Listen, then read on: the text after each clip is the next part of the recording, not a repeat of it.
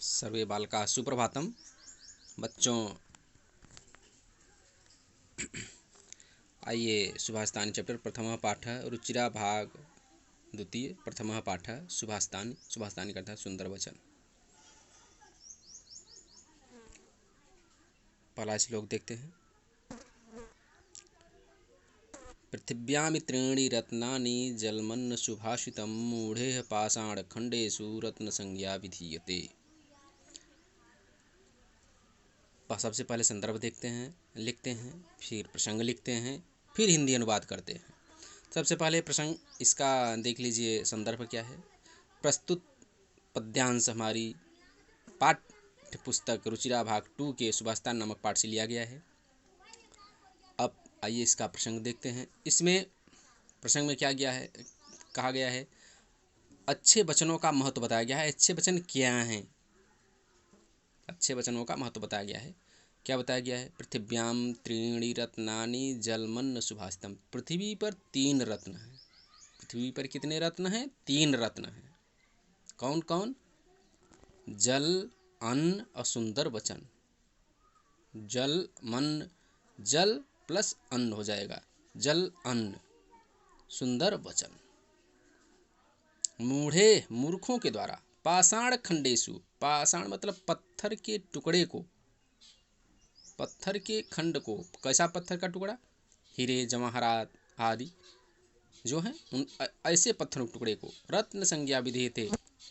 रत्न का नाम देते हैं, रत्न का नाम कहते हैं। पृथ्वी पर 3 ही रत्न पाए जाते हैं, जल, अन्न, सुंदर वचन। मूर्खों के द्वारा पत्थर के टुकड़ों को भी रत्न संज्ञा माना जाता है। दूसरा, सत्येन धार्यते पृथ्वी सत्येन तप्तेरवि सत्येन वाति वायुश्च सर्वं सत्य प्रतिष्ठितम। संदर्भ वही रहेगा, इसका प्रसंग जो है अलग हो जाएगा। प्रसंग क्या है? सत्य का गुणगान किया गया है। सत्य क्या है?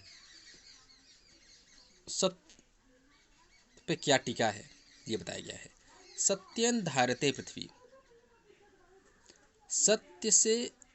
अब पृथ्वी मतलब पृथ्वी, रवि सूर्य, तपते तपना, धूप करना, सत्येन वायु च वायु, और देखिए प्रतिष्ठम प्रतिष्ठित है। सत्येन धारते, सत्य से पृथ्वी धारण, सत्य से पृथ्वी धारण की जाती है।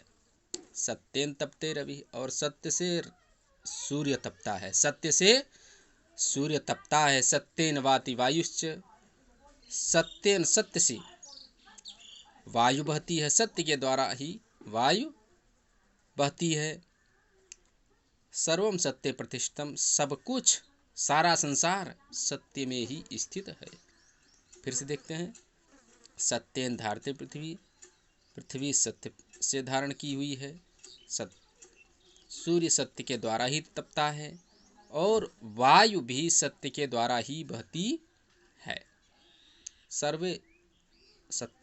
सर्वम सत्य प्रतिष्ठितम, और सब कुछ, सारा संसार, संपूर्ण अखिल ब्रह्मांड सत्य पर ही स्थित है। दाने तपसि शौर्ये च विज्ञाने विनयने विस्मयो न हि कर्तव्यो बहुरत्ना वसुंधरा। दाने तपसि शौर्ये, इसमें क्या कहा गया है? इसमें बताया गया है कि दान क्या है। दान क्या है? पृथ्वी के अनेक रत्नों के बारे में बताया गया है। इसका प्रसंग है। प्रसंग क्या है? पृथ्वी के अनेक रत्नों के बारे में बताया गया है। कैसे रत्न? जैसे पहला रत्न क्या है? दान। दूसरा तप, शौर्य अर्थात पराक्रम, और विनय, विज्ञाने विशेष ज्ञान, विनय विनम्रता, नय नीति। दान में, तप में, पराक्रम में, विशेष ज्ञान में और विनम्रता में, नीति में विस्मय नहीं करना चाहिए, आश्चर्य नहीं करना चाहिए इन चीज़ों में, क्योंकि यह पृथ्वी अनेक रत्नों वाली है। बहुरत्ना वसुंधरा, पृथ्वी बहुत सी रत्नों वाली है। नेष्ट है। नेष्ट क्या है? नेष्ट है सिद्धिरेव सहासीत सिद्धि कुर्वीत संगतिम सिद्धिर्विवादम मैत्रीम च नासिद्धि किंचिताचरेत। अब बताया गया है सज्जनों, कैसे आदमी का प्रसंग इसका क्या है, कैसे आदमी का संगत करना चाहिए, किस प्रकार के आदमी से के साथ रहना चाहिए। कहा गया है सिद्धि रे साहसीत, मनुष्य को सज्जनों के साथ ही बैठना चाहिए। सज्जन मतलब जो असज्जन नहीं, दुष्ट नहीं है, जो दुष्ट न हो उन्हें सज्जन कहते हैं। यानी दुष्ट सज्जन के साथ बैठना चाहिए। सिद्धि कुर्वीत संगतिम, और सज्जनों की संगति करनी चाहिए, अच्छे व्यक्तियों की संगति करनी चाहिए, अच्छे व्यक्तियों के साथ बैठना चाहिए और अच्छे ही व्यक्तियों की संगति करनी चाहिए। सज्जनों के साथ झगड़ा और मित्रता करनी चाहिए। लड़ाई झगड़ा भी किससे करनी चाहिए? सिद्धिर विवादम मैत्री च, लड़ाई झगड़ा भी किससे करना चाहिए? सज्जनों से करनी चाहिए, क्योंकि वो समझते हैं, वो जानते हैं। मित्रता करनी चाहिए, लड़ाई झगड़ा और मैत्री मित्रता करनी चाहिए। विवादम यानी विवाद, मित्रता किससे करनी चाहिए? सिद्धि सज्जनों से, सिद्धि सज्जनों से करनी चाहिए। और ना सिद्धि किंचिताचरेत, और असज्जनों के साथ कोई व्यवहार नहीं करना चाहिए, यानी असज्जनों से मित्रता भी नहीं करना चाहिए, दुष्ट व्यक्तियों से मित्रता भी नहीं करनी चाहिए, क्योंकि वो तुम्हारे लिए हमारे लिए हानिकारक ही हैं, हमारे लिए वो हानिकारक ही हैं। धन धान्य प्रयोगेषु विद्याया संग्रहेषु च आहारे व्यवहारे च त्यक्तलज्जः सुखी भवेत्। कराए धन धान्य के बारे में बताया है कि किस प्रकार का धन जो हमारे लिए उपयोगी है कैसा होना चाहिए। धन धान्य प्रयोगेषु विद्याया संग्रहेषु च, धन और अनाज को खर्च करने में और विद्या की कमाई करने में, संग्रह करने में। धन धान्य प्रयोगेषु, धन धान्य के प्रयोग में, विद्या के संग्रह में,